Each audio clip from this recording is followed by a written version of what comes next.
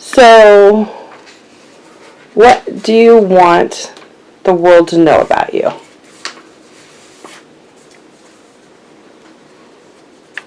That I was a good and kind person. You were. That I tried my best at most things. Probably not yoga. That I loved teaching, that my students were my love and my life for 31 years. And that I was a darn good teacher. And I knew it because I loved them. And I went to something of everything of theirs. I went to a football game, a drama production, a choir concert, because I wanted to see them in their other world, not just in my classroom. And a lot of times their own parents didn't go. Right. And I filled that void, and I knew I touched lives, but I didn't realize how many until I got sick and posted a homework assignment on Facebook. That was awesome. And I got a lot of love from that. And a lot of good, funny memories, things I had forgotten, or touching things I'd forgotten. And it was, cancer has not been all bad. Yeah. It's had a lot of blessings. I am very blessed with a lot of good friends and a lot of... You had a good year. You did it on your own terms. Yep, I did. That's something you should be proud of. A lot of people just give up, and you never did. You drove the bus the whole time, and you made them... So a week ago I had to give up because the evidence of the body shutting down was greater than what I could sustain. Right. Well, and then that drags things on. Well, the way that I equate it, and I wrote something to you last night in the middle of the night, I was dream writing. It's so funny. I get up in the middle of the night. Do I get to read it? Yes, I'll send it to you. It was like completely, my dream self doesn't spell well. Okay. So I went home and I opened up my computer and went, oh, that was good. Because you never know. It's just nonsense.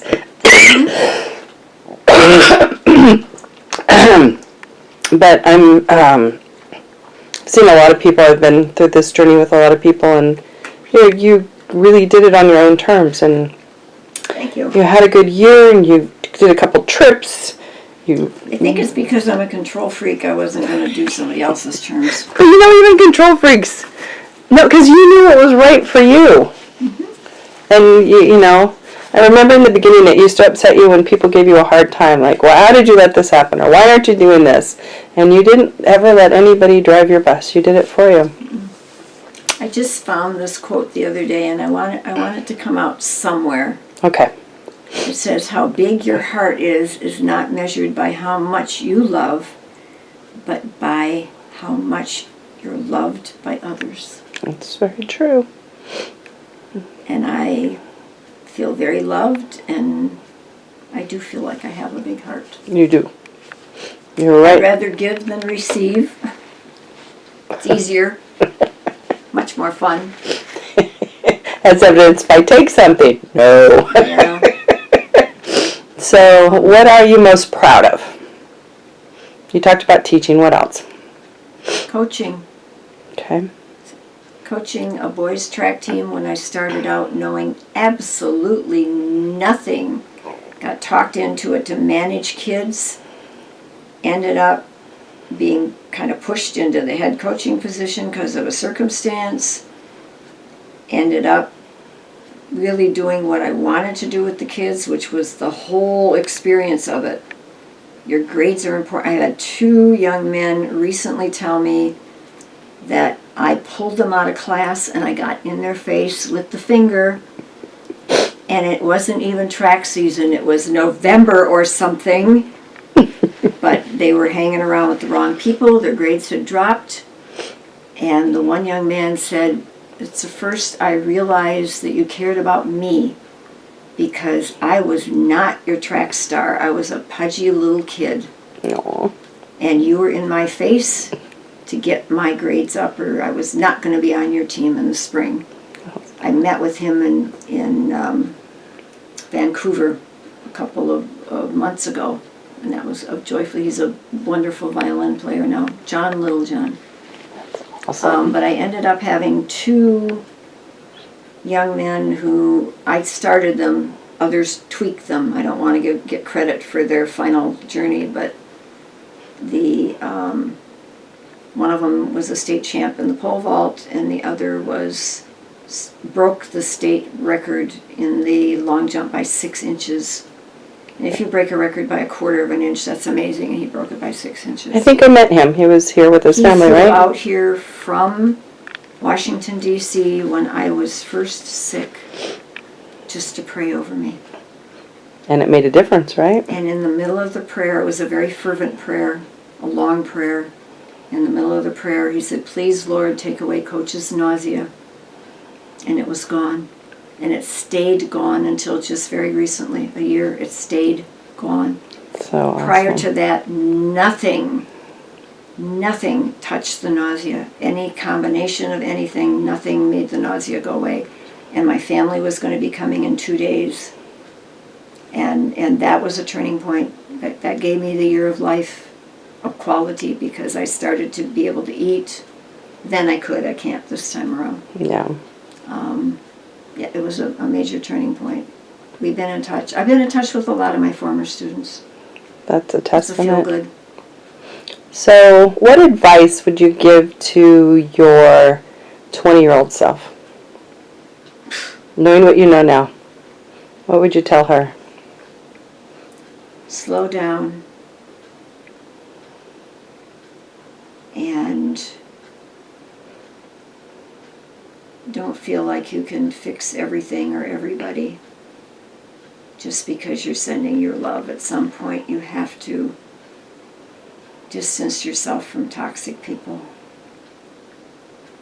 or too much toxins, whether it's, in this case, I don't think it was people, because out here I've actually had a wonderful life, but I think it was maybe some childhood wounds, emotional, nothing else. Maybe certainly living in the center of Dow Chemical for 30 years probably contributed to the chemistry of my body. Whatever. Eat as pure as you can. Grow your own veggies. Make your own water. Make your own water. Whatever you can do to purify. Because there's just a lot of stuff out there. But probably the biggest thing was, don't expect to fill your emotional hole from the outside. You've got to fill your own. It's an inside job. Your emotional wealth and well-being is an inside job. And learn young how to do that for yourself, so you don't have to go out on shopping sprees that are trying to fill holes. But I did love those shopping sprees. You've got fabulously filled closets. I know, somebody's going to have a really good time next week. So, if, let's say, you are granted another 20 years, what would you write? Truthfully, what I want to write, and the only really big thing on my bucket list, is I started a story about me. It was a very exaggerated version of me, but it's the story of a woman coach of a young men's team. She starts out knowing absolutely nothing. She learns and learns and learns and goes to camps and buys videos and invites guests in, and she works with the kids' minds about seeing it in a positive light and seeing the outcome they want. She works with them on nutrition. She works with them on their grades. She's like the big mama bear, except kids respect their coach, so she could teach them anything out there. And it's based on me. There are some characters in there that have their own issues. I wish that I could write that. I still see it probably as a Hallmark little mini-series. I love Hallmark because they're happily ever after. I see the trials and tribulations of working in a very male-dominated area, and her tenacity and her being able to take her athletes to several undefeated seasons. That part's true. To take her long jumper up to, but not through the finals of the Olympic trials. The story really needs to take him all the way through the Olympics. So that part would be, but there was a lot of real stuff in there, and I'm sad that I never finished that. I also would like to write books or articles about staying positive with cancer. I think it's important. Every day you get up, you can choose joy or you can choose to feel like shit. And I just didn't like that second option. And so every day I would choose. You know, every negative thing has a silver lining too. Look for it. There's a lesson. What surprised you most about cancer? The number of people who came to rally around both of us. I was shocked at how many people have helped us to survive this. In terms of the disease itself, mine was never normal. It manifested as metastatic lobular breast cancer, but there was never any evidence in the breast or the lymphatic system. Some cells went rogue, took up residence in my stomach and small intestine, and grew some tumors there. And so treating it, there was never a conventional option. So I learned a lot of alternative things, and several of them helped keep me alive. So there's a lot out there. There's a lot out there. I was ready to try a new one, even as late as a couple of days ago, until my body is showing that it's already shutting down, and we can't reverse it at this point. So, and you can not answer this if you don't want to. If you believe in heaven, or if you think there's somewhere you go, is there someone you're excited to see? My parents. And I do believe in it. And I have friends whose parents have recently died, and it's like, okay, I'll give them a hug for you. And I have two close writing friends. One of them I just spoke with this afternoon, Paul, who's had a miserable, the worst day ever with his chemo today. And yet he took the time to call me. We're going to start a writing group. Industry's the other one. And Paul may survive this, because chemo takes you near death and back. Right. And hopefully cures you. He's feeling the near-death part right now. And should he not come back, we're starting our writing group. It's awesome. What are you going to write? I want to finish the story somehow. Send it down. Send it down. I'm actually I'm telling you right now, because I told Mary earlier, if you think the storyline has merit, okay, not what I've written or not written, and you can take what I've written or not written, I don't care. You can take what I've written as just glimpses and put it with a good writer and have them write it. But if somewhere in your writing journey you run across somebody and you think, I bet they would like the story of a woman coach of a young men's team, I would hope you would connect them with my story. I promise I will. Promise. I have to finish all my own damn stuff first. Well, mine's not written. Mine needs a writer. Right. So mine needs a writer and somebody who believes in the storyline. What was your greatest love? People-wise? Could be a tree, it could be a dog. What was the first thing that popped in your mind? First thing that popped in my mind was Don, because we're openly grieving together. Yeah. He may not have been perfect, but he's been perfect for me. But I've loved other people. And two of them are still alive, and I will love them until the day I die. But it didn't work with them. they were good people to love, but not to coexist with in any way. Right. But yeah, I still love each of them, not in the way I love Don. Don's a good one. Don is a keeper. Yes, he is. Yes, he is. I hope everybody helps him through this next few weeks without driving him crazy at the same time. I know, that's the hard part. We knew how to handle you because you would just tell us to go away. He's super polite.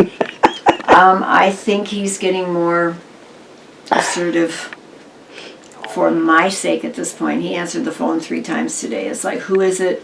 Well, I'm protecting her from calls because... Good. So, what else? What do you want to be remembered as? I think I already asked you that. It's kind of when you did. Yeah. Kind person, loving person. Any message? Any, not really regrets, but like somebody you wanted to say something to that you didn't, or a group of people that you say something to, or...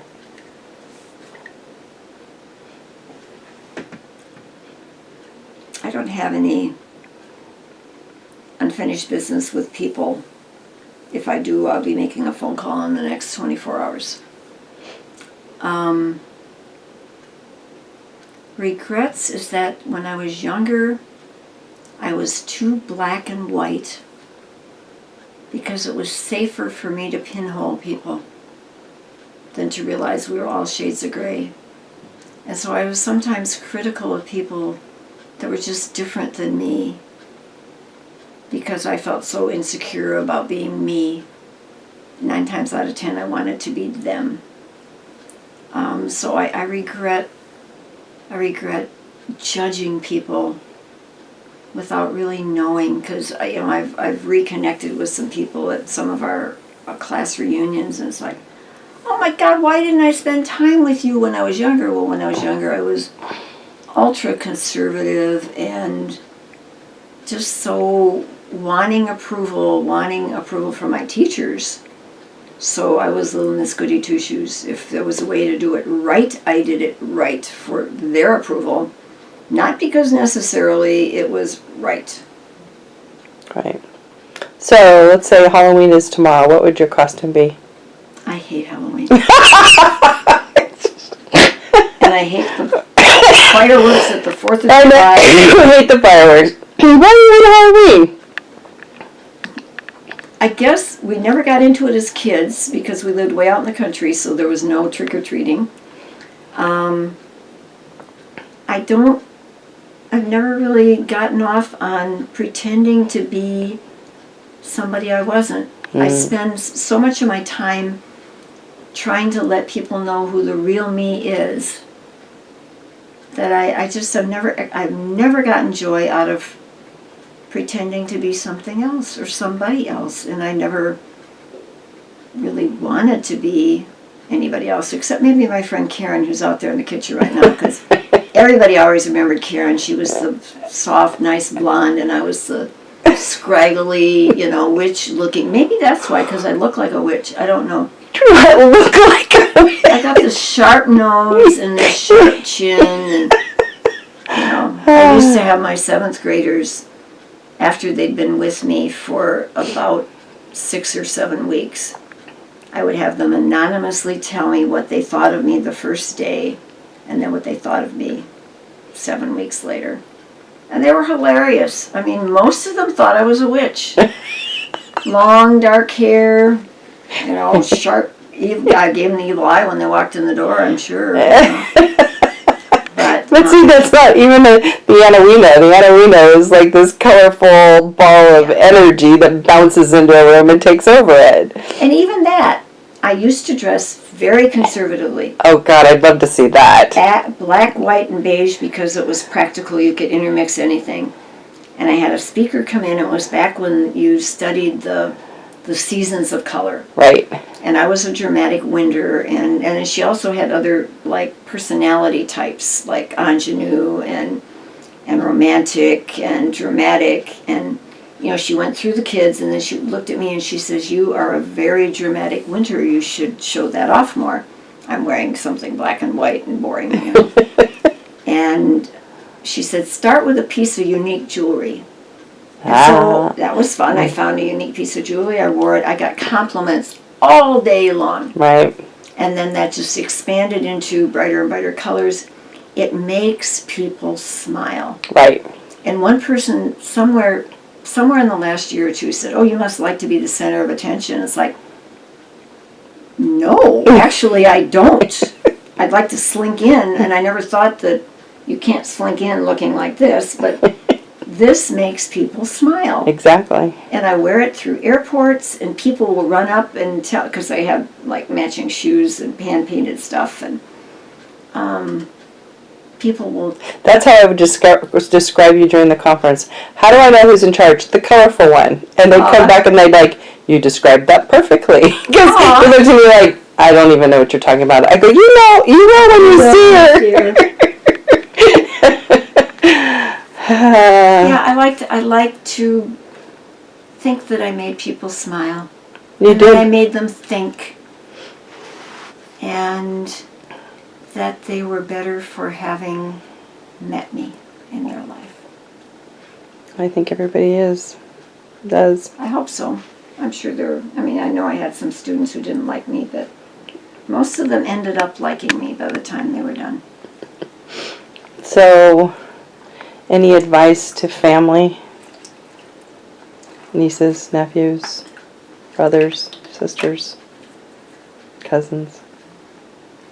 I pretty much have given it to each one of them over the phone in the last 48 hours. Good.